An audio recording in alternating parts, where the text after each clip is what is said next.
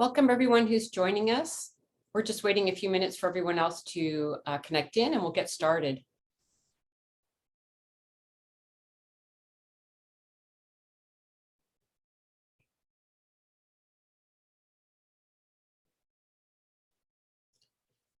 And if people would like to introduce themselves in the chat, that would be great. We're really excited to have you here with us and we'll just give it a few more minutes. Thank you.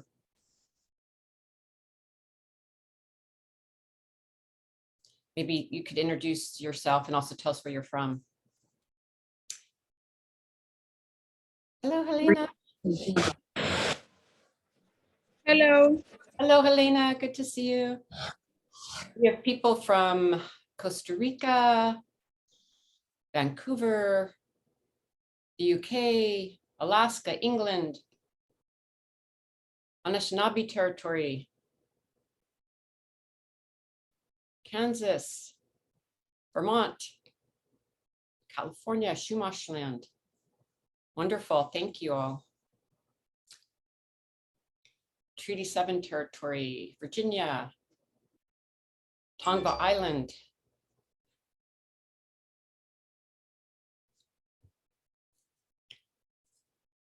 Alaska, Virginia. Right, I just want to confirm that, are we live already? Not yet. Yes, we're in a panel room and people are joining. We can't see them, but they're here with us. Okay. Can they see us right now? Yes, yes. And we're going to go on Facebook Live in a second here. Just letting people join. Wonderful. Welcome, everyone. Just going to give it one more minute and then we'll get started.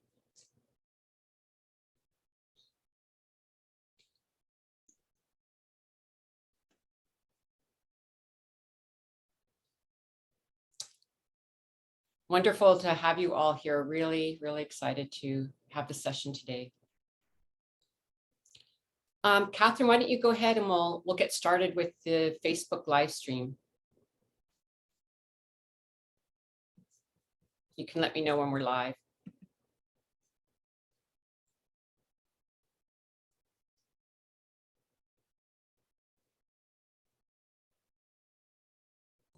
All right, we're live.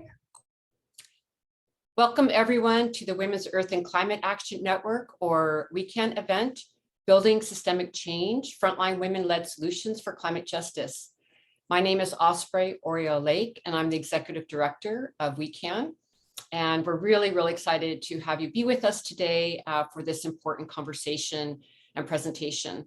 At this moment of colliding crises with escalating climate chaos, fossil-fueled wars, and ongoing impacts of colonialism, patriarchy, and racism, it's absolutely vital that we build a foundation of deep systemic change. We're really at a critical turning point. It seems like every day things just keep escalating. And I think between what is happening to our communities and what's happening to the natural systems, there couldn't be a louder voice that we need so much transformation right now at every level. And now more than ever, we have to really strengthen our commitment to building the world that we seek and to keep our confidence that we can do this work and make the changes that are necessary. Indigenous, Black, Brown, and frontline women, feminists, gender diverse leaders, and global advocates around the world are addressing multiple interlocking crises and presenting a diverse array of visions, projects, policy frameworks, strategies, and solutions based on a climate justice framework. And some of these include forest and biodiversity protection, feminist foreign policy, feminist care economies, Indigenous rights, food sovereignty, protection of women land defenders, and community-led solutions across all sectors of society. And this is what we need to do. Today, we're so honored to have an incredible panel of leaders for our event, which is part of the 66th session of the United Nations Commission on the Status of Women. And they're going to all be sharing their work, both their challenges and solutions, and views on how we can build this desperately needed systemic change. And I'm going to introduce our speakers, and then we're going to show a short video that was released for the International Women's Day month, and then we'll hear from the panel. So first we'll be hearing from Monique Verdin from the Houma Nation. She's the director of the Land, Memory, and Seed Exchange. And we're also really honored to have her be WECAN's Indigenous Food Sovereignty Program Coordinator. Then we'll be hearing from Jacqui Patterson. She's the founder and executive director of the Chisholm Legacy Project. Then we'll be hearing from Melina Laboucan-Massimo. She's Lubicon Cree. She's the co-founder and senior director at Indigenous Climate Action, and she's the founder of Sacred Earth Solar. Then we'll be hearing from Nima Namadamu. She is the founder of SAFECO, and she is WECAN's Democratic Republic of Congo coordinator. And then we'll be hearing from Helena Gualinga. She is Kichwa, an environmental and indigenous rights defender, and she is in Ecuador. So just such an esteemed group of powerful women leaders, and we're so thankful that they could be here with us today. And with that, we're going to start with a video to get us grounded in the conversation. Thank you.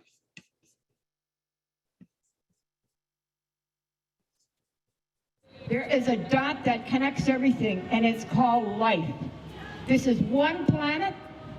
Air shows no prejudice, water shows no prejudice, and land shows no prejudice. This is our home, Mother Earth, and we have to fight to keep her clean. Chini good.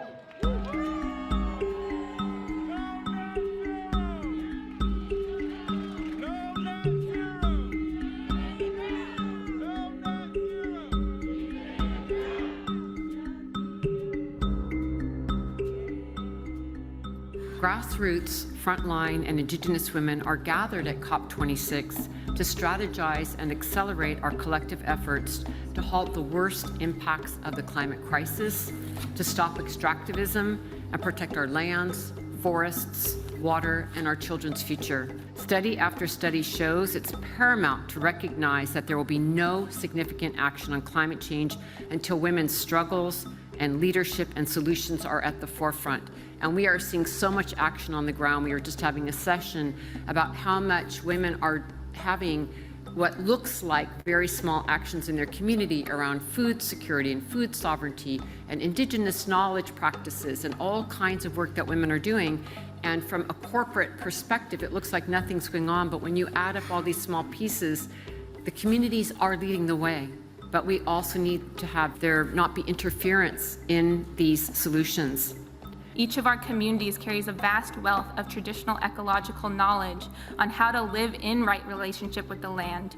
In my community and in many Indigenous communities, women are critical to holding this knowledge and vital to passing that on to future generations. So it makes sense that Indigenous women's leadership is also vital if we want to save our planet. We're calling for Indigenous rights and sovereignty to be upheld in all levels of climate policy and negotiations. Oil has been a very big issue for Indigenous communities. We have oil spills happening every month. There is no media coverage when that happens. And it's really concerning how accepted it is, not only on an international level, but also within our own countries. That's why we need to be here, so that we can tell our own stories and that we can tell you what is actually going on the ground. They're actually breaking international laws and policies that they have signed on to. And these are the same people that are here at COP and that are negotiating in our names and saying that they were representing us. They are not. And I hear that there are two people from the extractive industry, from the fossil fuel industry here, for every one of us Indigenous people. Don't think you can buy and sell the air and think that the wind won't blow where you are too. Don't think that this sacred water will renew itself without your help. We have to be part of a sacred cycle of life. We have to move to circular economies. We have to be less selfish and more given. And we'll start the ball rolling. Are you going to catch it? De nada servir os acordos firmados em 26 conferências, porque as emissões só continuam aumentando a cada ano. Nossos direitos continuam sendo retirados e as lideranças continuam sendo mortas por defender a Mãe Terra. É preciso acreditar na ciência, mas é preciso também valorizar os conhecimentos tradicionais dos povos indígenas como ciência, porque é dentro dos territórios indígenas que está 82% da biodiversidade que ainda está protegida no mundo. Mas eles insistem em negar que a solução está nos nossos modos de vida.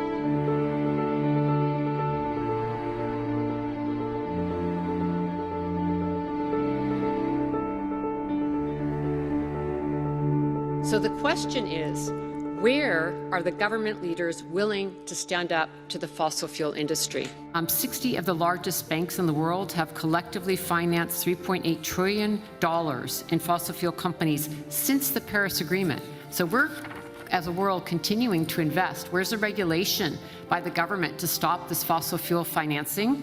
And the recent report by the UN Environment Program found that governments still plan to produce more than double the amount of fossil fuels in 2030 than what would be consistent with limiting global warming to 1.5 degrees. And there's been some commitments made here this week, but not enough. É hora de reflorestar os nossos corações, o nosso pensamento e também as nossas ações.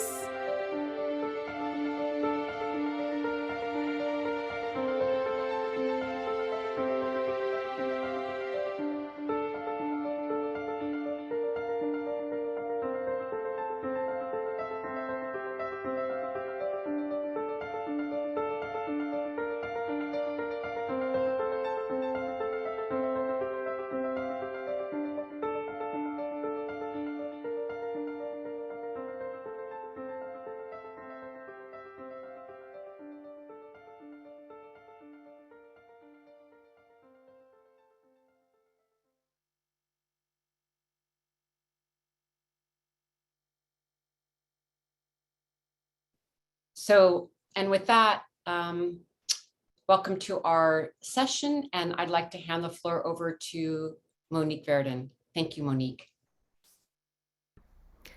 Thank you, Osprey. Halito, hello, good morning or afternoon to all of you. It's really an honor to be able to share with you today. I'm gonna try to share my screen here. I always feel a little out of control when I do this. So, my name is Monique Verdin, and I'm here at the end of the Mississippi River, where the coastal marshes and bayous of the Delta kiss the waters of the Gulf of Mexico. And my people are from the Houma Nation. I learned not too many years ago that the place that I've always called home, I'm seeing that my internet is unstable, so please interrupt me, Osprey, or anyone, if we have some technical difficulties. But Bulbuncha is the original name. The Choctaw called this place I call home here, which means place of many languages or place of many tongues. And we all are coming with our own stories of our own home places that are land or water. And for me, just want to give gratitude to that life force that is the Mississippi River, that it's made possible for me to have land upon which I sit today to share a little bit about our territories and what's happened here. And I think that this colonial map really is a reference point in talking about the legacy of extraction and the side effects of climate change that we're enduring here at the end of the Mississippi. This image here, there's two of my great grandmothers that stand in the front line, Celestine and Ernestine. And this image was taken in the late 1920s, and I think for me has really been a window into understanding and connecting the dots to how we got here, and that this was at a time when the coastal territories were first being tapped for oil and gas, and this really, rooted to, of course, yes, colonialism and the plantation economy and mindset, and the legacy of being disconnected from the water, and also us fearing the water as sea levels continue to rise and as manipulation has occurred. But since this image was taken, which is almost 100 years ago to today, this territory has greatly changed and disappeared. And the Houma, the modern Houma, are a mélange, a mix of many nations: the Biloxi, Shitamacha, Choctaw, Atakapa, Ishak, to name a few. But this territory here in the Mississippi Delta has been inhabited by many, in that land of many tongues. By definition, this is a sacred site of trade and part of the Mississippian mound builders. And just want to give a shout out to the crawfish, as our origin story says. The crawfish went to the bottom to build the land, and in these times where we're losing land at one of the fastest rates on the planet here, the statistic goes that every 90 minutes a football field is lost from our shores. And this legacy of land loss, of course, for the Houma goes back to colonial times, when the colonizers first started to kick us off of the high grounds of good earth, and we found refuge and a sense of sovereignty in the coastal territories at the ends of the bayous.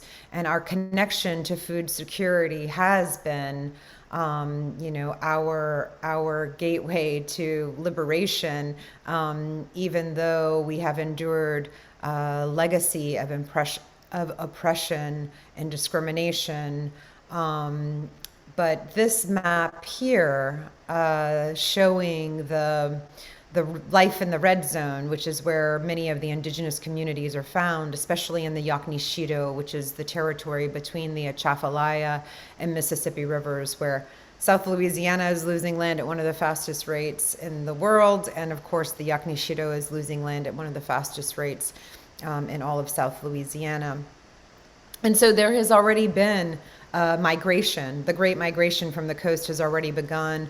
They're trying to move folks off of their traditional territories in the Yaquishito, 30 miles inland, but you take people away from the bayous, you're taking them away from their ability to feed themselves. And so this has been part of the conversation with my elders, and more recently with other young people who are thinking about how, when we're up against oil and gas, I mean, this is a PowerPoint for the planet. Not only that, this is where migration patterns are happening, where the Gulf of Mexico, sea life is coming in to regenerate, but also where oil and gas is being extracted from the Gulf of Mexico and being transported through our territories and being refined on the banks of the Mississippi River, which, they call it Cancer Alley, from Baton Rouge to Bulbuncha, or so-called New Orleans. I would argue all the way down to the mouth of the river, because we've got a reputation in that there's close to 200 facilities that are lining the shores,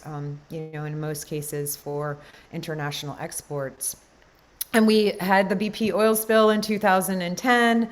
All right, we had 3 months of this oil just coming out of the Gulf of Mexico, unable to contain it. And I would argue that we're no safer now than we were then. And they're actually drilling in deeper and deeper waters, double downing on the dinosaur juice that we so desperately need to wean ourselves off of, and really reimagine what future generations deserve. Not this web of pipelines, but to have healthy land, to have clean air, and to have healthy water to drink, and to not be surrounded by ghost forests, which is what, from the time of my grandmothers, Celestine and Ernestine, where they were harvesting pecans and lived along a healthy oak ridge, Point au Chien or Point au Chien, it depends on who you ask, Point of the Oaks or Point of the Dog, but there was an oak ridge that once was alive and well in in my father's generation and in my grandmother's generation, that she knew this place as being a place she could actually walk on. And now where they harvested pecans, my cousins are putting their crab traps out. So we're seeing the front lines of what sea level rise looks like. And just gratitude to all of those women in my life, and all of my ancestors and your ancestors who have really made it possible for us to be in this virtual space and to have these really important conversations about how we adapt and how we transition away from oil waste pits in our backyards and flood zones to rising sea levels. And these, man's designs are full of faults, and these levee systems are not saving us. And so we're really contemplating, how do we remain and reclaim? Because you can't run from climate change. That is quite clear. There was a F3 tornado that dropped out of the sky 2 days ago here in Bulbuncha, just downriver from me, where I sit right now. But we've been feeling the storms increasing, and they're being more frequent every year. And so, this is where we're at. And how do we be honest about how, our sacred sites we can remain connected to, we can fight for, and even if they go underwater, they're still sacred places. And how, my stories of my ancestors can give me strength to migrate, to look for a better possibilities for the next generation. So, as we're feeling these effects, as we're enduring them, as we're learning that this isn't, that just recovery is not going to happen, that we're not going to recover, but fighting for justice is right, and leaning into adaptations and leaning into ways to survive, like we're experimenting with this float lab, which is both a way we can harvest seafood from it, but also can be used for education and for performance. But what's most exciting for me is the work that I'm doing with the Okla Hina Ikish Holo Network, the people of the Sacred Medicine Trail.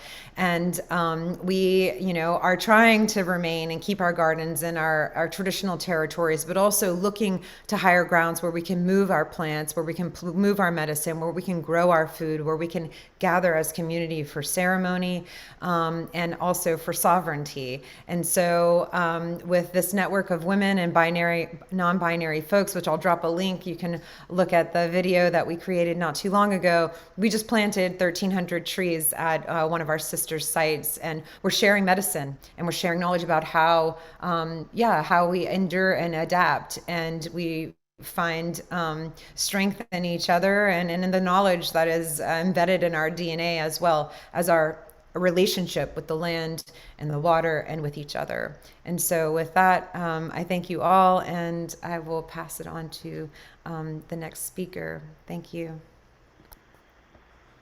Thank you so much, Monique. It's, before we move to Jacqui, I just wanted to thank you for your incredible work, and also just to acknowledge, the incredible bravery, that it takes to be on the front lines as you are, and keep being creative and maintaining hope when you are in the face of, climate disaster after climate disaster. Monique and I work really closely together, and I just, in the last 2 years, every time I call, it's, moving from one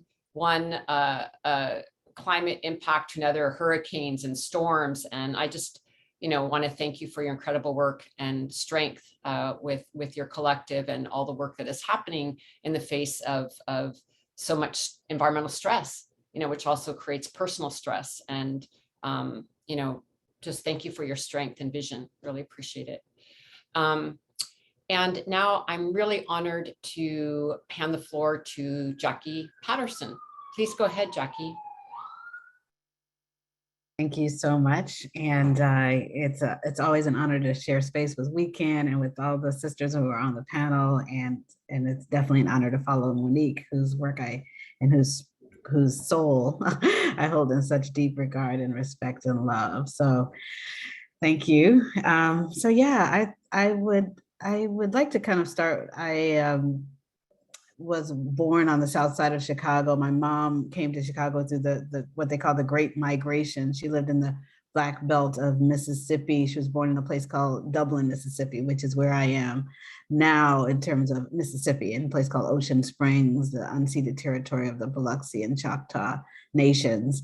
I always appreciate being back in the land of where my mom is from. And it was the first place that I coming out of the being at home after COVID. I was in just kind of in my home for 9 months, and the first place I went was to jump in my car and drive down to Dublin to the homelands of my mom, and to really just walk through that unincorporated community, also called Hobson's Bayou, and to walk over to the water, the kind of marshlands that is part of the name Hobson's Bayou, and to walk over to the cotton field and imagine that my mom's grandparents might have actually worked that cotton field as part of enslaved labor. I actually bent down and picked a piece of cotton and imagined what it was like to be in that field working as a laborer, and particularly thought about the women laborers and how women were forced to have their babies in the field and then just strap their babies to their back and continue that day of work, and imagined what that was like. And I saw the tractors that were now harvesting the cotton, and the huge bales of cotton that were the size of houses that they had harvested, and just imagine that mechanized labor that was done by enslaved labor. And so that brings me to the work that I do with the Chisholm Legacy Project, a resource hub for Black frontline climate justice leadership, and the leadership that the Chisholm Legacy Project seeks to support. There's so many folks who are on the front lines doing this work around climate justice, and particularly at the intersection of gender justice and climate justice, with so little in the way of resources for the work and resources for their wellness. And so I want to just share a little bit as we talk about this kind of overarching frame of frontline led solutions. I want to share some of the folks who are leading on these solutions that we should really uplift as we think about the way forward towards a just transition from an extractive economy to a living economy. One of the things that I wanted to focus on in the work of the Freedmen Settlements, of the work of the Chisholm Legacy Project, is freedmen settlements. And even the term freedmen settlements really kind of right away starts to talk about erasure of women, because it's freedmen's settlements, not freed people's settlements. And that really became like, that's the term that's used the most. And so how do we even talk about that history without kind of erasing the name that was used, but also not reinforcing the erasure in that name? And so this is kind of one of many kind of contradictions and tensions in this movement work. But in starting to do that work, I encountered women who are leading on work with historically Black communities. Just before this call, we're on a call with Andrea Roberts with the Texas Colonies Project out of Houston. I encountered when I started to name the project the Chisholm Legacy Project, Barbara Bullard, who is at the helm of the Shirley Chisholm Cultural Institution. I'm working now with a sister named Tonette Bird, and working in a freedmen settlement, again, in Sand Branch, Texas, where the community has not had running water since emancipation. And so we are working, and it's 14 miles outside of a city that's one of the richest cities in the nation, which is Dallas, Texas. I lift up the work of folks like who are doing work around clean energy, knowing that there's communities where they don't have access to energy. And we put out a report as the NAACP called Lights Out in the Cold, reforming utility shutoff policies as if human rights matter, because it told the story of how people had their electricity shut off or their heat in the winter, or their oil and gas they need for cooking, or certainly just the lights that they need, and paid the price of poverty with their lives when they used candles to light their homes and their homes burned down, or they used generators to heat their home, to provide electricity, but one person brought their generator inside and the whole house died of carbon monoxide, the whole household died of carbon monoxide poisoning as a result. So these are some of the, and then we also know that energy disproportionately, the ways that we produce energy through fossil fuels also disproportionately impacts women and the endocrine disruptors that comes out of the smokestacks of some of these facilities. So folks like Mama Shu, who's at the Highland Park and working in Highland Park, Michigan, who actually led on after their electricity for their streetlights was cut off for non-payment by the utility, and they came and actually took the street poles away. She's now working on a project where they crowdsourced and they bought their own solar lights and street poles for their community, and so now they're back in the light. I lift up sisters like Everjoyce Wynn, who's with the Shine Project. She's based in South Africa, and she's working on women-led, women-owned microgrids across the country.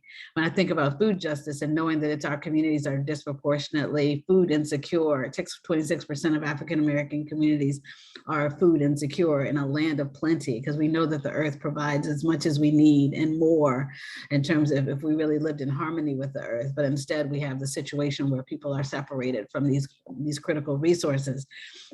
So there's the Pandora Thomas with the Earthseed Collective, and we have Leah Penniman with the Soul Fire Farm in upstate New York. Sister Monique talked about disasters with the tornadoes, and there's so many disasters that are impacting our communities, and we know that it is BIPOC communities, Black, Indigenous, people of color communities that are most likely to be harmed, more likely to perish, more likely to face long-term displacement, and so forth. And so we have folks leading on disaster equity right here in Mississippi, Catherine Eglin with the group called ECHO, also with the NACP. Shana Griffith is working on the intersection of gender justice and disaster equity. Beverly Wright at the Deep South Center for Environmental Justice is also working on issues of labor and workforce development and disasters. When we talk about Indigenous rights as a direct intersection, it's been interesting in dealing with the freedmen settlements, seeing that there are a number of them that were co-founded by Black communities and Native communities in this Turtle Island here, this land now called the United States. And so when we talk about Indigenous rights, we lift up folks like Rosina Phillips and Jahan Giron and Queen Ket, who's a part of an Indigenous Gullah Geechee nation. And so we see this intersection of gender justice, of Indigenous rights, and of climate justice in the work of these awesome leaders. There's a recognition of the impact of the intersection with education justice, as we see that there are schools where they don't have the ventilation, they don't have the heating, they don't have the cooling that's necessary. And those schools tend to disproportionately be in BIPOC communities, again, Black, Indigenous, people of color communities. So we have folks lifting up these intersections like Dr. Pamela Pugh, who's on the Board of Education in Michigan, Beth Glenn, who's with the Education Justice Network. As we were doing this work, we found women who were in border crossings who were sexually assaulted. One woman, her sister was sexually assaulted and she ended up HIV positive as a result. Another person in a border crossing because of climate forced migration ended up being trafficked really as she was crossing and ended up also pregnant, and then her child did not survive, and who knows whether the stress of the situation resulted in the non-survival of her child. And so many immigration rights issues. We work with a community called Laredo, where we see so many people who are crossing the border because of climate forced migration. So we have folks like Nana Gyamfi with the Black Alliance for Immigration Justice. And we're excited to work with the Pan-African Climate Justice Alliance and folks like Fatima, who we partner with on how do we address this from both ends. As a United States, which is 4% of the global population, but we're responsible for 25% of the emissions that drive climate change, and as the countries, nations, and so forth that are finding themselves in peril and finding themselves not able to continue to reside where they are. So I have about 1 minute and 10 seconds left and kind of half of my remarks left. So I did not time this well. So I'm going to start talking like an auctioneer at this point. But I'll try to, maybe save some of the things for later. But I will say to, and in closing really, because I want to make sure we have ample time for everyone else, is that I was going to talk about some folks leading on narrative shift, reproductive justice and climate change, just transition lawyering, gender justice and just transition philanthropy, people who are getting money out of politics, linking corporate interest, delinking corporate interests with our legislators and our courts, people who are leading on political leadership, and people who are already in political office who are leading, and then people who are leading on just transition. But I will instead end with lifting up some folks who are doing some awesome culture work around storytelling and leadership in that sense. There's a great duo called Climbing Poetry, Neema and Alexa Garcia. And together they tell the story of some of the controversies and challenges through their spoken word. Born out of Storm Sandy, their provocative poetry includes the lines, "Who does the building after disaster and whom do they build for?" They talked about who pays and who gets paid. They really talk about the extractive economy and its intersection with disaster equity. And then finally, Warshan Shure, who is a Kenyan-born Somali poet, said, born out of the immigration crisis that puts families, particularly women and their children, at risk. Or Warshan Shure said, "No one puts their child in a boat unless the water is safer than the land." So, but that takes my 10 minutes and I will hand it back to Osprey to introduce the next panelist. Thank you. Oh, Jacqui, thank you so much for your incredible presentation. And, I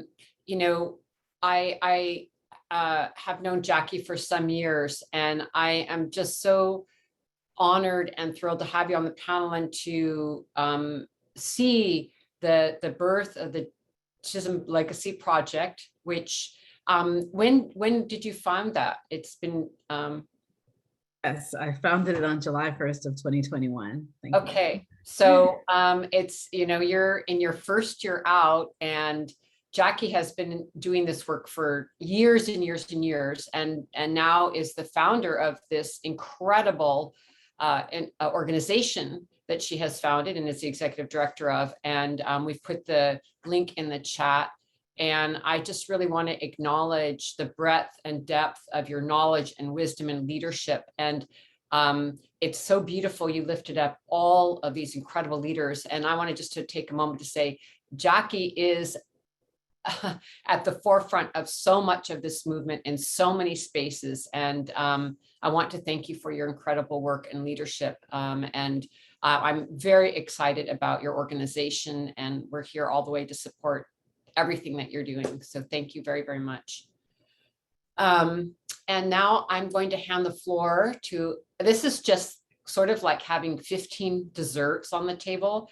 It's just so rich, this conversation with all of you. I would like to bring in another amazing leader, Melina Laboucan-Massimo, from the Lubicon Cree. Please go ahead, Melina.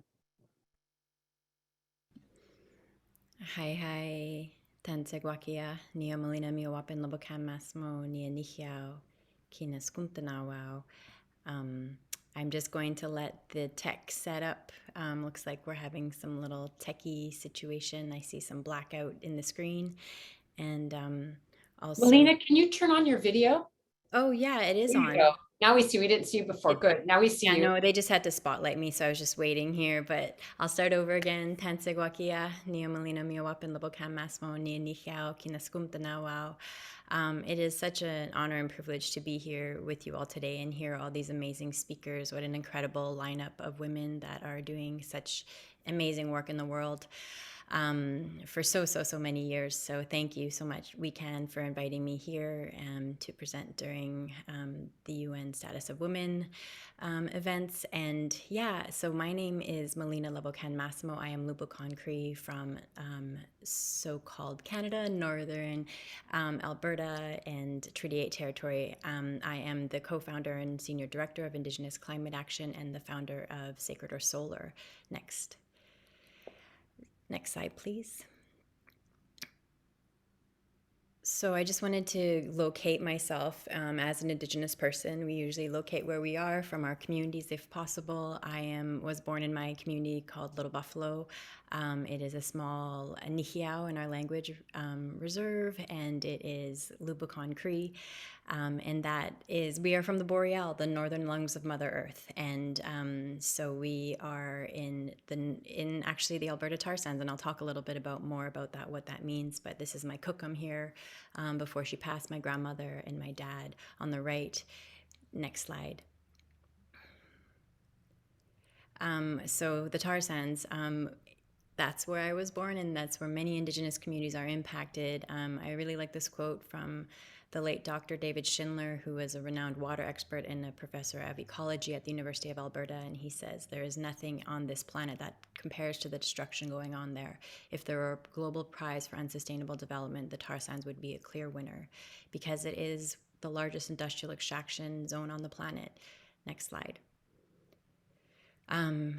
Just like they have stolen the children, they are stealing continually the land and encroaching and contaminating and creating massive extraction zones. So this is my dad as a child who was hidden from the mission schools, residential schools, until the age of 9, turning 10. And my aunts and uncles all went to these mission schools as well. They were taken, like all Indigenous, all communities that we've heard across Turtle Island, North America, children taken from their homes and sometimes never returned. Next slide, please. So, I'm going to go into the kind of horrible things right now that we are experiencing and talk about the solutions as well to close. But cultural and environmental genocide is what we are calling it, and what it's been called even in the Truth and Reconciliation Commission. Further encroachment, contamination, and destruction of our territories, which is resulting in loss of cultures, traditions, and customs. If you go to the next slide. These photos were all taken from our territories, and this is also taken from our territories. And what is being replaced is industrialized landscapes, drained and polluted watersheds, and contaminated air. Next slide. Again, this is happening all across Turtle Island, and also really coming from the impact zone that is the tar sands. But if you want to learn more, please definitely search Oil on Lubicon Land, which is a photo essay that details more of the impacts, as well as massive oil spills like this one here in my home community. That was one of the largest oil spills in Alberta in Canada's history in 2011. And we're on the ground, my family's on the ground responding, and then me finding a toxic zone still, even after the company had said they had cleaned up 15 months later. Next slide. Pardon me, Melina, someone has asked if you could talk just a little bit louder. Yeah, sure. Thank you. Usually I'm trying not to yell into things, but I'm happy to talk louder. Thank you. Awesome. Thank you. Okay.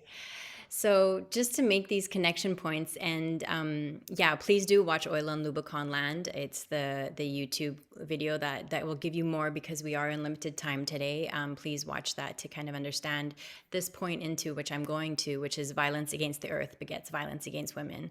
So, we, as Osprey Open today, we're talking about how patriarchy and capitalism is impacting our communities across the world, and exploiting land and exploiting women. And these two are inextricably linked, and we like to make those connection points. Next slide.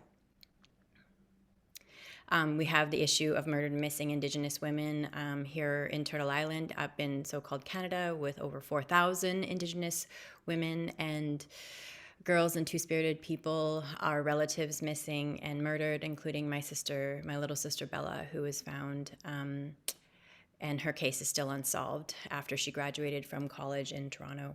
Next slide. So, we talk about these really horrible things that our communities are being impacted by, impacted day in and day out by contamination, extractivism, violence against the land, violence against women, and all of this, yet our communities are still rising up to protect the land, protect women, protect our communities, protect the air and water for future generations. And so that's why this question I constantly ask myself every single day is, what does climate justice look like? What does just transition look like? So I'm just going to go over a couple of things that I think that looks like, and there's so much more to go around, but next slide, please. So, of course, community-based solar, small-scale solar, which I've implemented through one of my organizations called Sacred Earth Solar. I'll show a little bit about those projects. Next slide. And then also returning to zero waste communities. We talk about zero waste and as if it's a new term, but Indigenous communities have always been zero waste. And, this is the return back to land. Even though there's been a forced removal of land, Indigenous peoples are still going back to land to take care of the land. Next slide. So this is one of the projects in the middle of the tar sands, in the heart of tar sands, which we implemented in 2015. It's this is the first time we've seen solar panels in my community where I was born. This is Carlton. He was 21 at the time. First time he's seen solar panels, and it was a 20.8 kilowatt system. We trained young people to put up these panels with, solar experts. Next slide, please. We did a top-of-pole mount system, which powers our health center right in front of the school where kids go to school, kindergarten to grade 12. Next slide. And, letting young people know about the ability for alternatives and what are the solutions and what are possibilities when you're constantly surrounded by oil and gas extraction your whole life growing up.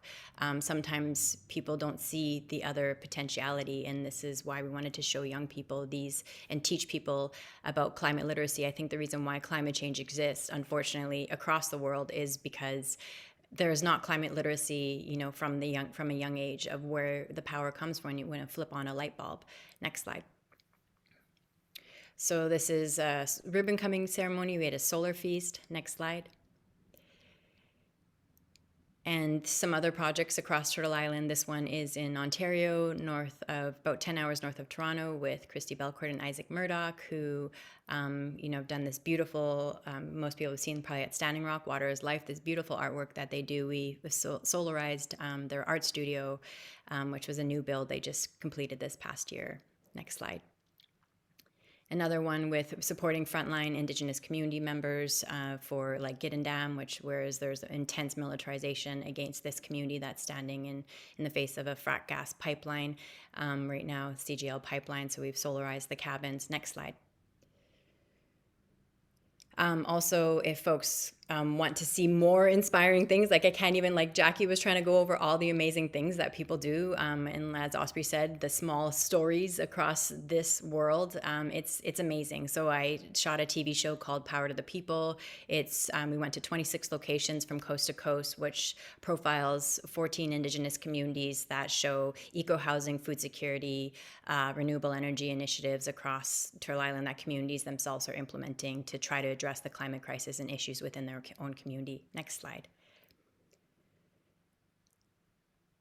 So the last question I have for folks is, how do we decolonize in this intensity that we're all facing right now? Next slide.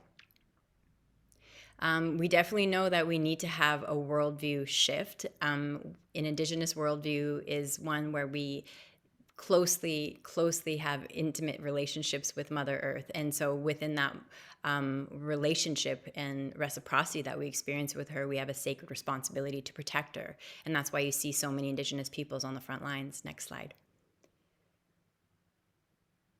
So rebuilding safer communities, community-based solar projects, food security, returning to land, and of course supporting Indigenous front lines. Next slide.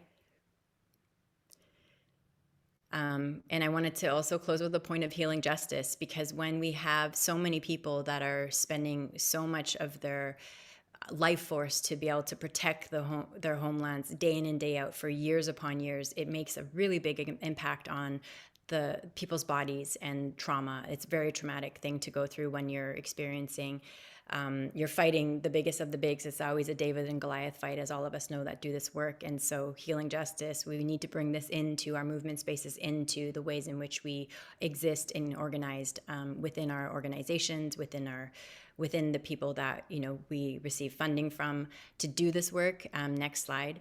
I'll just go into a little bit of what that means. It's a framework that recognizes the impact of trauma and violence on individuals and communities, and names collective processes that help heal and transform these forces.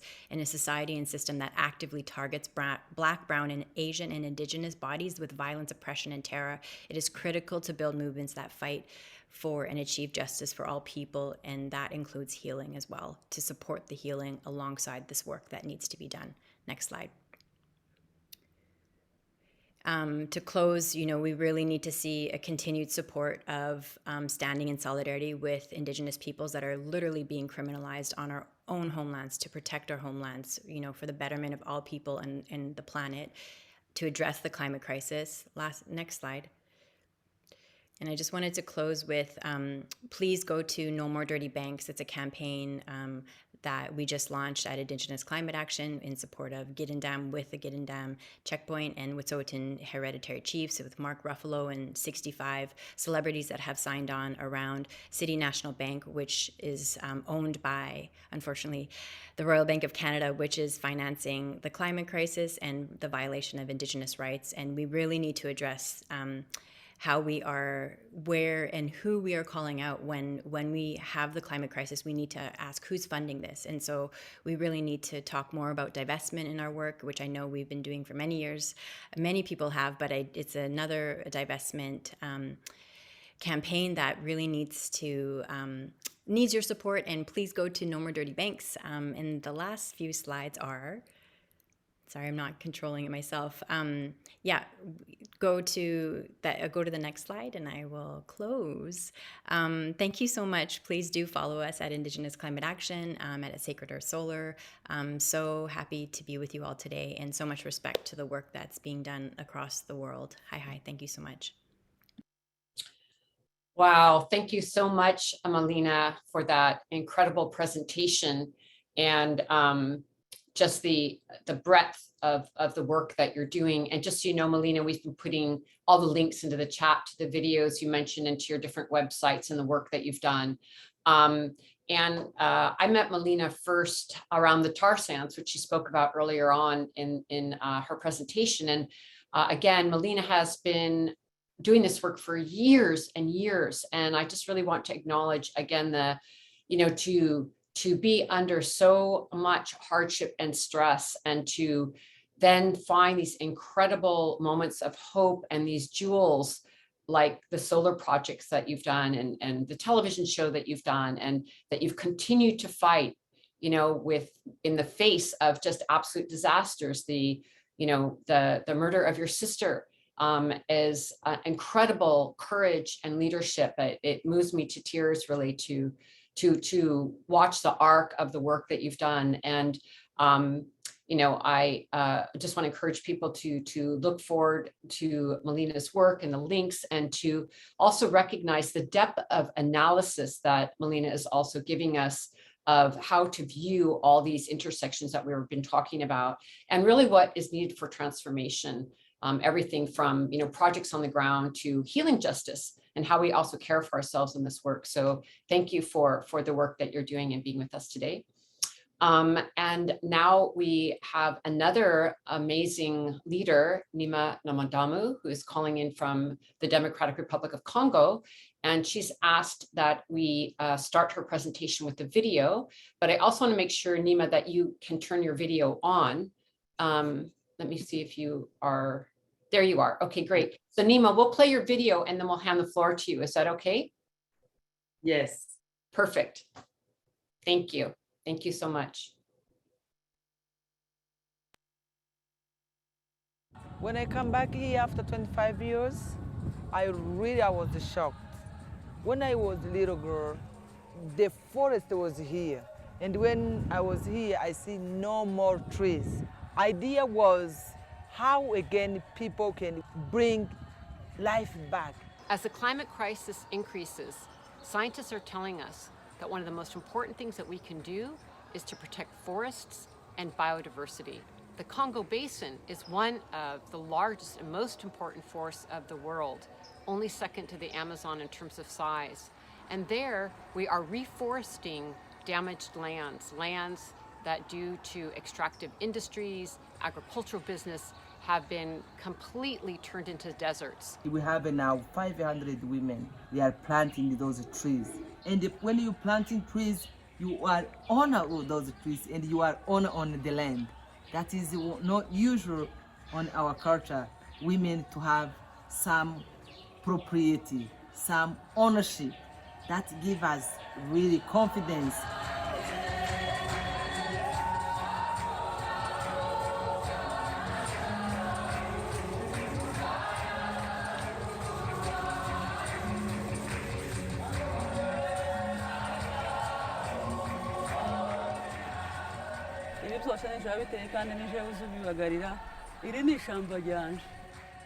75% of the trees are going to rewilding the forest. Some of them now are 20 feet tall, and we're quickly seeing the forest begin to regenerate, and 25% are for human use so that we can ensure that we're protecting the 1.6 million acres of old-growth forest. This is where their food comes from, where their medicines come from, where the things they need for their homes come from, their pharmacy. Akamaro ko kubitera icyo bimarira n'icyo mbitegeyemo cyane ni ukugira ngo tuzongere tubone imvura muri iki gihugu cyacu ibiti byarashize.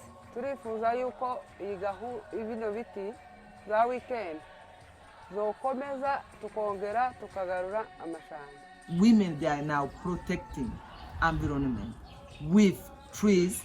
Women of Itombwe forest, natural forest from DRC, we are trying to protect our environment. We're now protecting 1.6 million acres of old-growth forest over the years as we reforest in the Congo basin. Kuko byamariye njewe ku giti cyanje bimpesha ihewa nziza muri iki gihugu cyacu. During the COVID-19 pandemic, there was a real need to develop more food sovereignty and food security. So now not only in the nurseries that we have are we planting sapling trees, but also lots of food for the local communities. Vegetables we did really help so much. People to have vegetables to fight with malnutrition. And the women are just so proud to not only be planting trees and healing their damaged homelands, but also protecting this old-growth forest for all of us, for doing their part in mitigating the climate crisis. So for all of these things, it's a very comprehensive project that's lifting up women, lifting up Indigenous peoples and their traditional ways of life, protecting old-growth forest and reforesting damaged lands. All of these forests will become soon big one, and we want to really to have again bring new oxygen. Winds will be stopping winds, and it's really very, very, very important. Trees, they are life.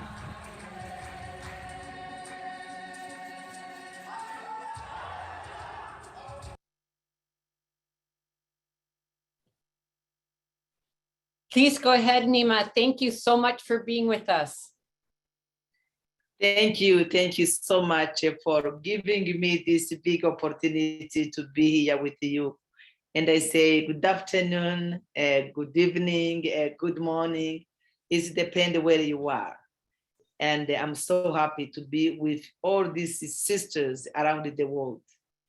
My dear Jacqui and other Monique and other women, Melina and other ones, I say, really come and enjoy with us. And you see how we are really in DRC. We're still living in like Indigenous traditionally. But when we say traditionally, it means we live in an Indigenous way, naturally, organic. It's really kind of where we live. Let me present myself. My name is Nima Namadamu. I'm from DRC, Congo, in South Kivu province, in Mwenga territory, in Itombwe sector, where I live and I born, is where I contract polio too. And when I born as a kid, you know, to be girls, you're supposed to be married. And I got polio at 2 years old. When I got polio, there is no toilet, is no water, and I didn't have crutches, and there's no road, and there's no wheelchair.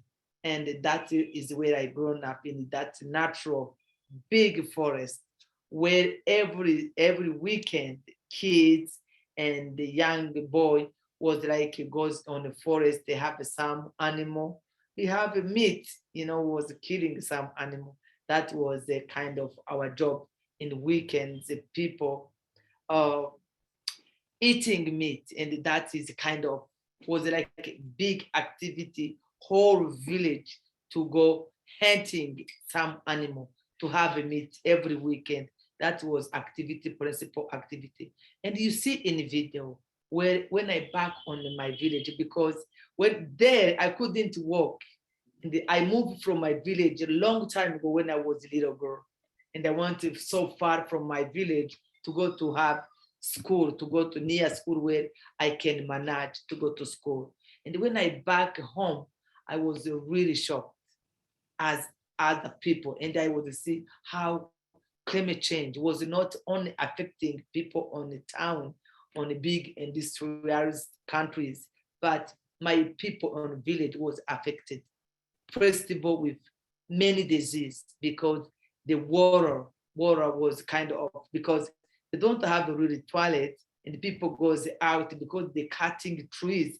No trees is now when the rain comes, everything goes on river. And the river, like it goes in different villages, people have to drink that water. People cooking with that water, and the people get cholera and many disease, infection, women infection. And I was a little really not happy with them. And they say, why this? And this is when we begin in our planting the trees. We have the system. We have our partner we call WECAN. Is our partner now. We have 7 years. We are working together. Every year we're planting like 100,000 trees every year. Now, where was the biggest things in 2018 when 20 when COVID began, was no circulation, was no bus, was no car for transportation, food. And in my area, in Itombwe, my people, all communities was in the conflict. There was on a camp, on a Mikenge camp, in that we was really hard malnutrition. Older people, kids was really missing because we are Kabwe people who have Banyamulenge is my tribe in Congo. My tribe is the Banyamulenge tribe. They are Kabwe people with a cow and goat. They have a really kind of farm people.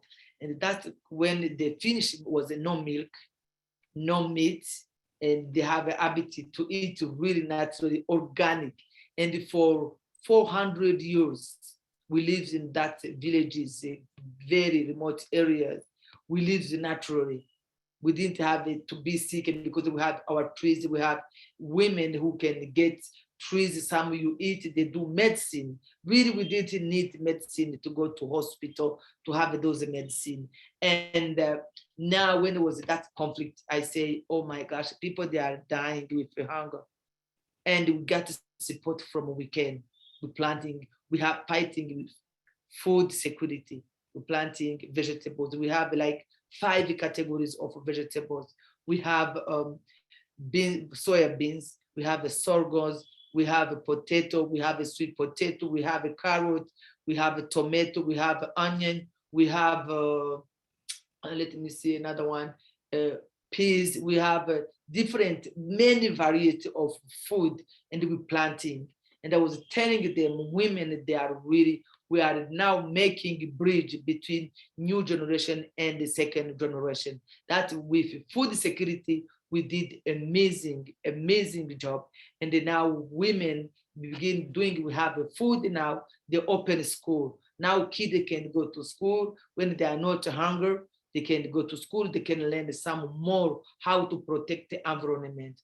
Every year we're planting more 16,000 trees every year. We have 4 nurses, the different 4 villages, and we move village to villages, same step by step, and we are moving village to another villages.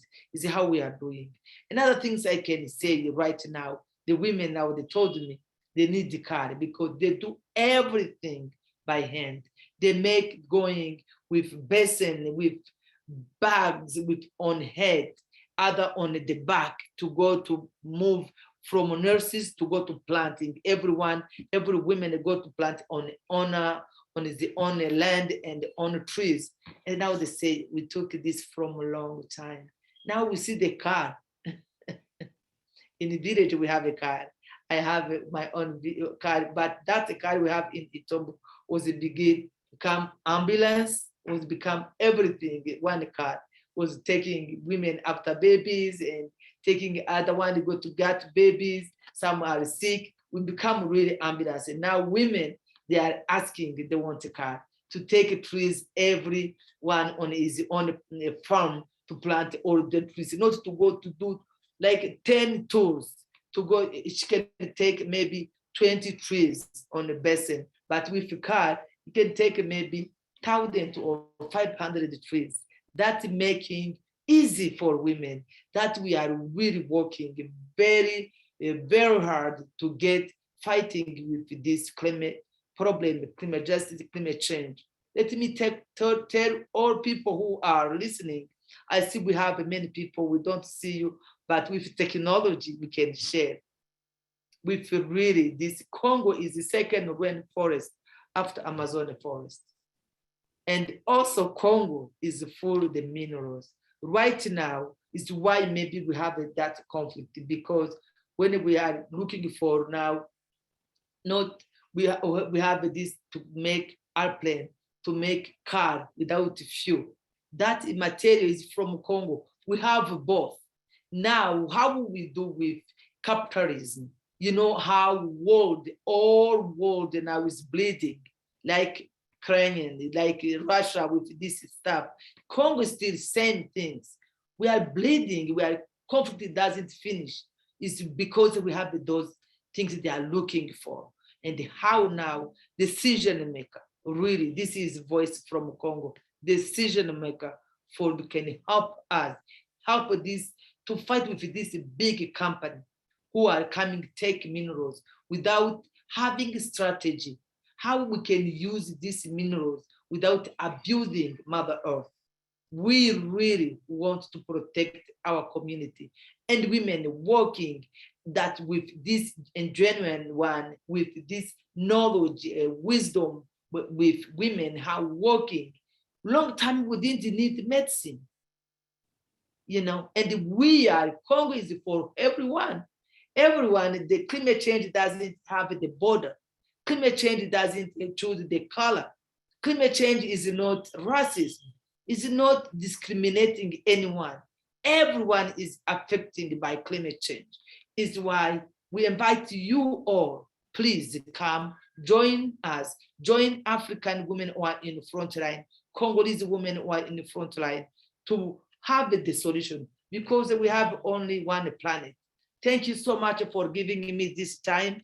And I give you that time reminding to ask me some question if you have. Thank you so much.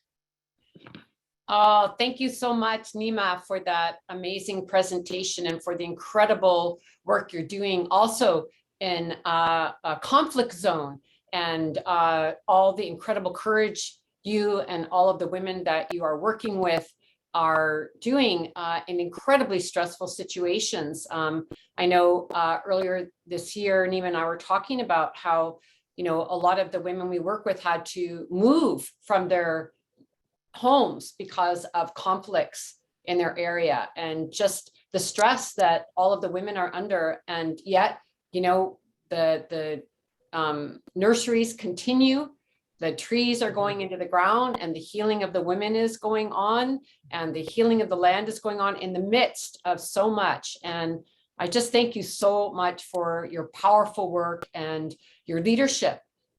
It's deeply moving. Thank you very, very much for joining us today. And we'll come back around for the questions and answers, but I just wanted to thank you. And it's such an honor to work with you. It's a blessing. Thank you very, very much for your being a force of nature herself.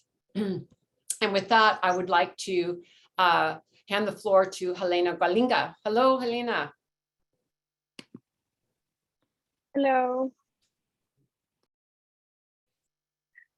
Thank you so much, Osprey, and everyone who is listening, and all the speakers that were speaking before me. It was so great to hear everything you had to share.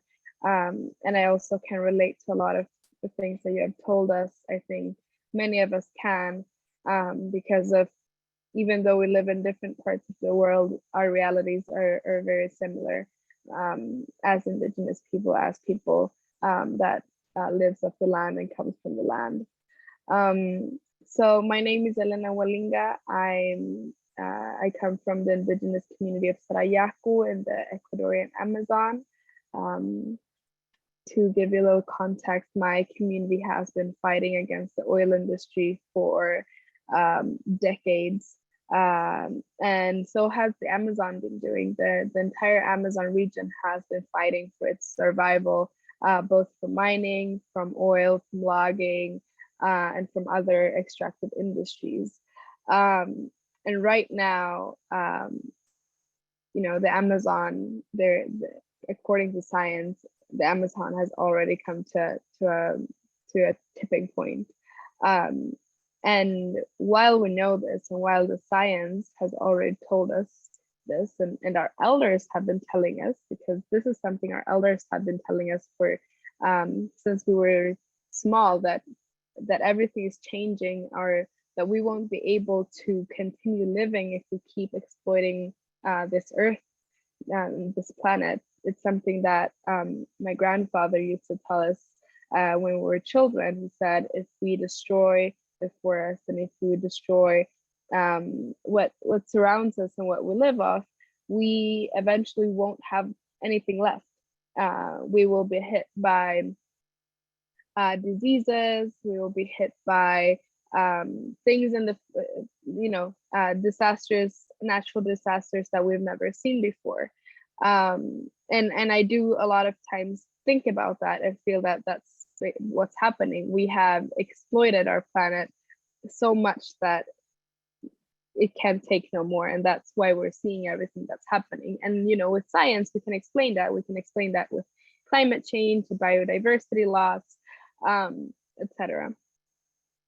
And these last couple of months and the months that are to come and the years that are to come are going to be very, very tough for the Amazon. And I can speak mostly for Ecuador. I know that other countries, the other Amazonian countries, are also suffering a lot. Brazil, Peru, but specifically in my country, a country that basically the entire economy depends on the fossil fuel industry, is planning to expand fossil fuel extraction.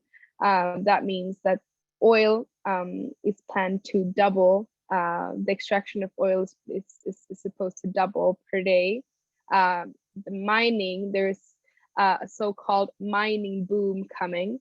And just in the last 2 years, we've seen devastating images, and I've personally seen these things. They're places that used to be gorgeous forests and rivers and animals and communities of indigenous people is now completely destroyed. The rivers are not even there. Like huge rivers in the Amazon are not even there. They're piles of stone and sand and pollution, because eventually the chemicals that they're using to mine are extremely polluting. And same goes with the oil industry. There is no such thing as safe drilling or safe mining. There is no such thing. There's never in history been anything that can prove that there is something called safe mining or safe oil drilling.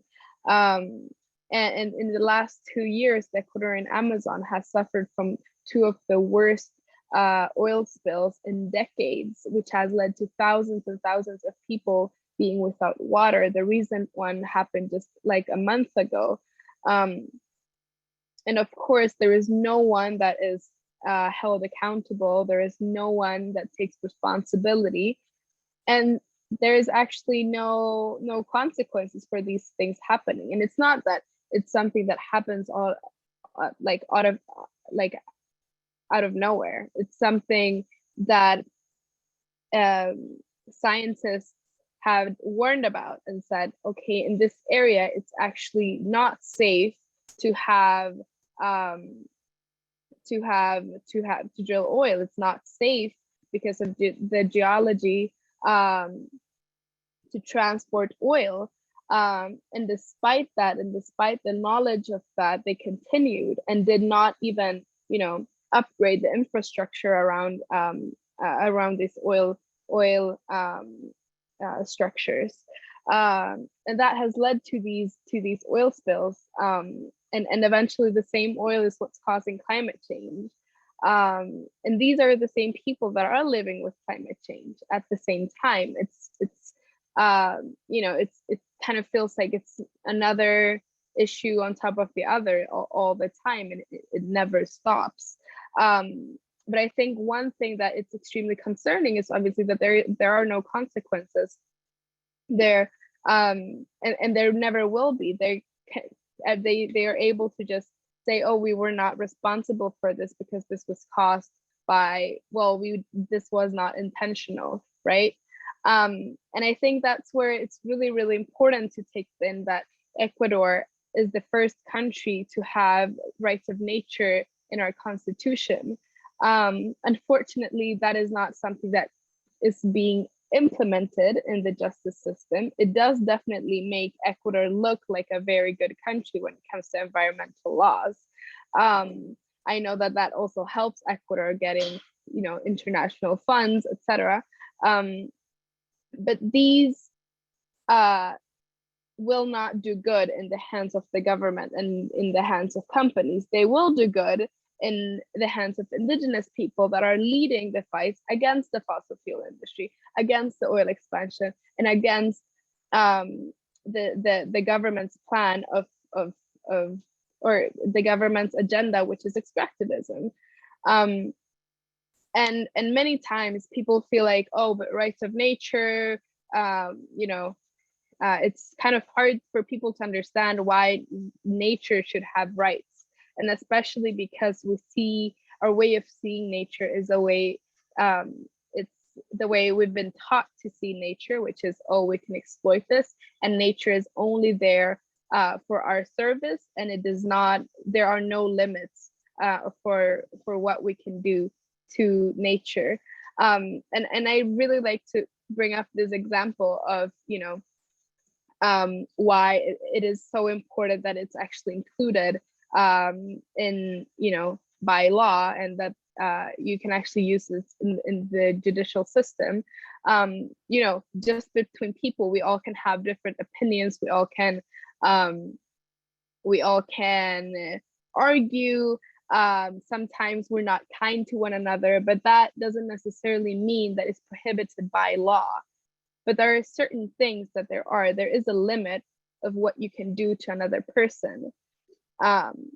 And the same thing needs to be with nature, because first of all, for us indigenous people, we don't see nature as something that is opposite to us, or that's something that we can just take resources from and leave. What we do is that we coexist, and we are part of nature. And because of that, there is this balance between the way that indigenous people lead our lives, and with the natural world.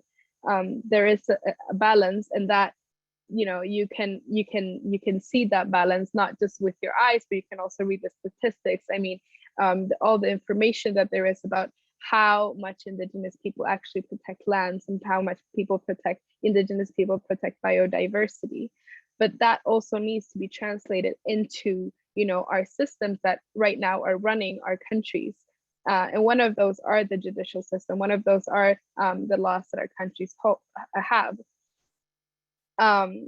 So basically, there needs to be a limit, not a clear limit of what actually can be taken from nature and what can be done to nature. And that limit needs to make sure that it's not something that is harming nature while we are living and coexisting and being part of nature, right?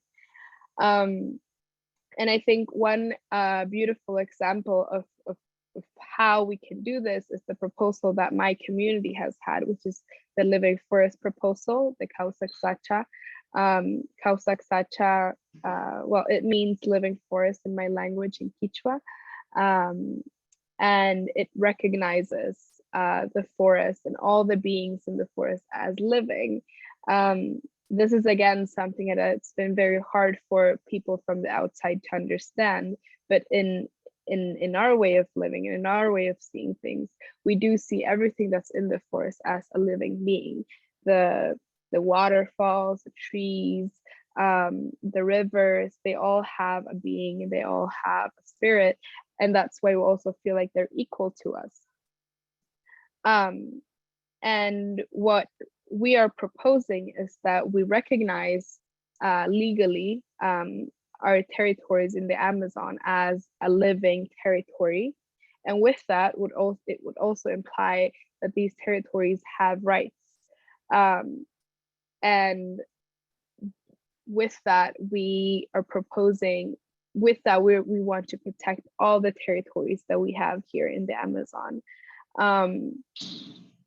And I think this is really important because yes, we can talk about rights of nature, and that's easier to understand than Kausaksacha maybe, but those are actually the same thing in the end. It's about making sure that there are limits to what you can do to nature, and also recognize that they're equal beings as we are. So I really want to thank you all for this space, and thank you, Osprey, and I look forward to the questions that might come. Thank you so much, Helena, for your powerful words and all the work that you're doing.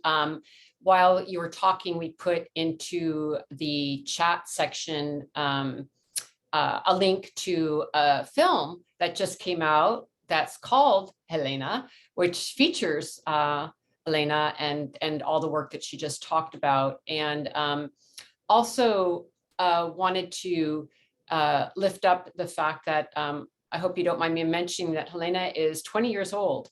So this is an incredible youth leadership that we're seeing also from her. And you know, we've been at many different UN climate talks with Helena. She's been on our delegations and has spoken out for her community in very high stakes situations. We were also on some meetings yesterday with global banks where she presented to them on the rights of Indigenous people and free prior informed consent, and how Indigenous people's rights are not being respected. And I just really wanted to acknowledge your powerful leadership as a youth voice in you know, high-level negotiations, in meetings with corporations, with meetings with financial institutions, and the strength and courage that you have been demonstrating. So with that, I'd like to, I know we need to respect everyone's time, and I've been collecting different questions from people and sort of trying to look at how we can distill really many questions that have come through. Maybe you could put it on gallery view so everyone, maybe if you turn on your videos, all the panelists could put on your videos. We could just be in gallery view for this time of conversation. Thank you. Is that I'm just distilling like a question because of time, and maybe we could have each of you respond, which is from your perspective, when we're looking at systemic change, which is really the focus of this panel, what would you, I know that we could literally be here for 4 days, and it would be a really glorious 4 days of in-depth conversation, and I would love to do that if we had the time, but I know we need to, you know, respect everyone's time. But if you could pick out just for now one aspect of the most important component of systemic change from your perspective, what would that be? You know, what is like a node that you would have us all focus on to uplift? And I know that there are 20 that you could tell us, but just for now, so we have food for thought, you know, what can we be thinking about for the systemic change that's needed when we look at these intersecting crises of the COVID-19 pandemic, rampant racism, colonialism, capitalism, patriarchy? I mean, we are in these systems, and I know we say these ism words, but the reality is, until we have deep systemic change and address root causes, we all know we're going to repeat these patterns and we're not going to get to where we're going. And so it's a very interesting time, because on the one hand, we have to move so rapidly because people are dying now. We put into the chat a report on the racial and gendered impacts of the climate crisis and the fossil fuel industry because of the disparity of how these crises are impacting women and people of color and Indigenous peoples, and really looking at those impacts. So we have to move quickly. People are dying now, people are being hurt now, disasters are happening now. And at the same time, if we don't go deep into root causes, which takes time, then we're just going to perpetuate these systems. And so I know we're in this very unusual moment of having to move quickly, but also well. And so within that context, what would you suggest to all of us who've gathered here today is a good place to enter this realm of systemic change that you find to be effective? And I know it's a very big question, and we'll just do our best in the minutes that we have. Just, each of you could talk for a few minutes and know that this is just like the tip of the iceberg, if you will. And let's go ahead. I know Monique had to go to another meeting, so I'm going to hand the floor to you, Jacqui, if you could take a jump at that. Thank you. Yeah, sure. Super briefly, I guess, I would say a couple of things. One is that we really have to shift towards more in the way of localism, because I think that it's really in localism that people can recognize everything from the false narratives around scarcity and really start to think about abundance, that people can really ground ourselves in our interdependence and really kind of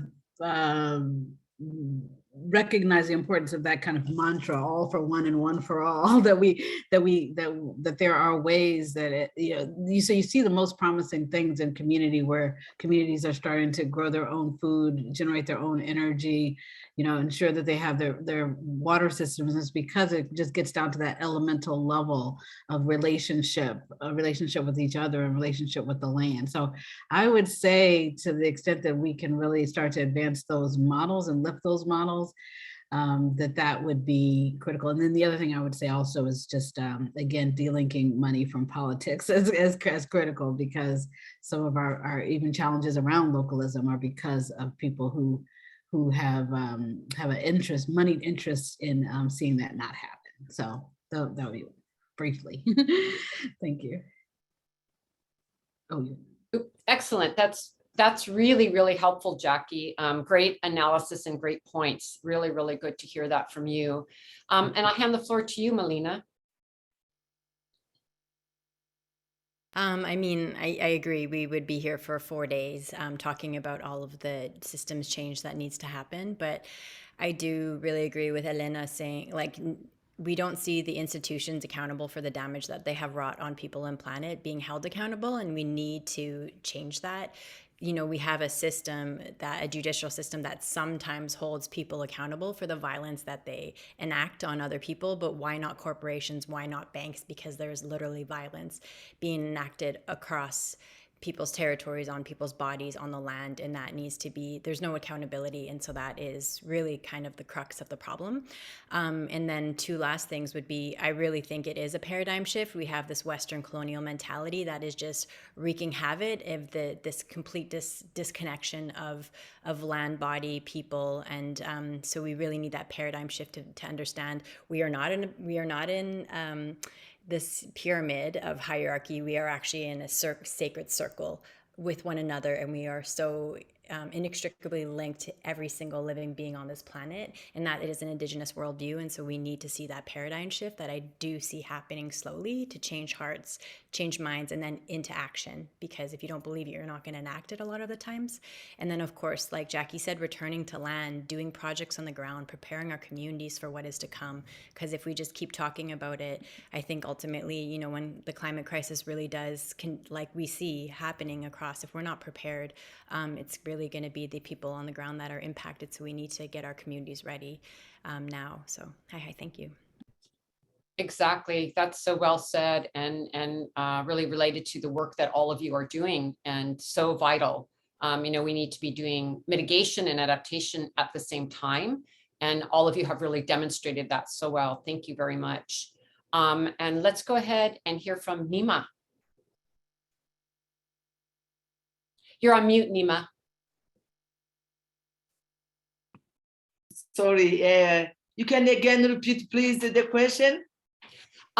What would you suggest, just in the few minutes that we have, that people could learn from you about what you think is the most important area of systemic change? What can we do to really address the deep level of the root causes in systemic change to shift to where we really need to be going? Wow, that is really good question, because the system, like you see on the video, people who are in the meeting, who decide, they are not really, who say they represent humanity. They are not represent humanity.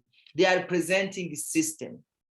And this solution, let me propose some solution to let women lead. Everywhere women they are the leader, the natural leader.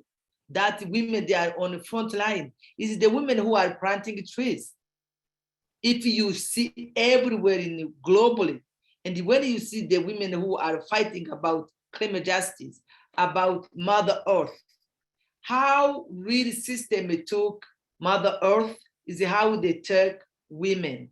That no difference is they are really abusing women, abusing Mother Earth, abusing the community. That is where we are. I can say that is my first answer. Let women lead, please. And the system failed. And we are not fighting with men, but we are fighting with the system. Let this opportunity, give little opportunity to women, and they can see how. Because women, they don't abandon the kid, for example. For example, me in conflict zone, where we are working, never you can see women abandoned. Women was killed because they go to look food for kids, for community, for family. That is where you see how women, they are abused, the same things they are abused Mother Earth. The women, they're calling them mother, and Mother Earth. Is it always mother, mother? Is it no different? Please, let mother lead this world, this planet, and you can live in good things. Yeah, thank you. Thank you for that great wisdom, Neema. We have someone who put in the chat, let women lead as a hashtag, and we couldn't agree with you more. Thank you so much for that great wisdom. Helena, please go ahead. Yeah, I can agree with all the women that spoke before me. I think the most important thing is a shift of our mindset and how we see things. And I do feel like it can be harder for people because, as Melina said, there's the disconnection is so big, and so many people have this disconnection. And I do think that the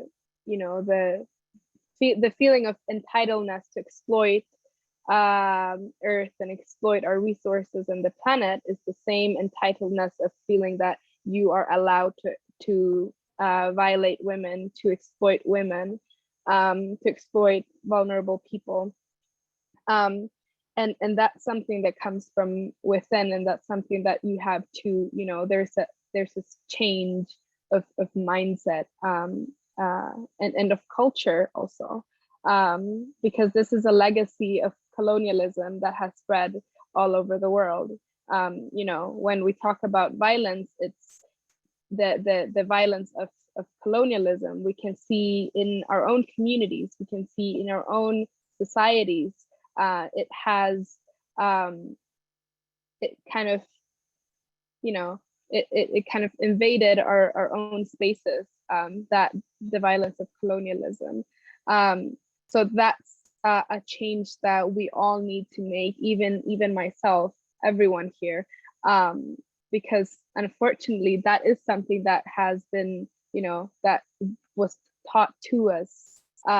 Even though we have our indigenous wisdom and our indigenous knowledge, it's everywhere around us. I think just dismantling that is one of the most important things we can do, not just for our society, but also for ourselves, as women and as human beings. Yeah. And thank you everyone for listening. I think I'm the last person to speak. Yes, thank you so much, Helena, and just beautiful wisdom from youth. And, just really also bringing forward very powerfully changing the system, but also realizing how much we have all personally been effective. Thank you for bringing that up. Like, we're all in the system and we're fighting and healing ourselves at the same time. And we really do need to do both at the same time, because we all are seeking balance in ourselves and our own behaviors and our own healing while we fight forward. I want to thank all of the participants who joined us today. It's been an awesome group of folks who've been just putting incredible comments in the chat, all of you who've gathered here to participate in this panel. And of course, I want to thank our esteemed panelists who are doing phenomenal work. I love you all so much, just straight ahead, love you, support you all my life, and dedicated to all of your work and your leadership. And to also, I wanted to sort of end also on noting that, we are all in different spaces. Before we jumped on the call, we were talking about, how people are coming out of spaces of grief, out of incredible harm and difficulty, urgency. And I just don't want to gloss over the fact of what it takes for all of you to be here, coming out of spaces of challenge, and to offer so much love and beauty and wisdom in the face of very difficult times for us and our family around the world. And we invite all of our participants to follow up on all the links that we've put into the chat. And we'll continue to follow up with all of you and to say, yes, let's let women lead. Let's decolonize. Let's smash the patriarchy. Let's lift up healing for everyone, for women and men and peoples of all gender. Let's lift up Mother Earth and our sacred relationship with our living, beautiful Mother Earth planet, and send you all off with deep, deep gratitude and thanks and love and good wishes for all of your work. Thank you, everybody. Thank you.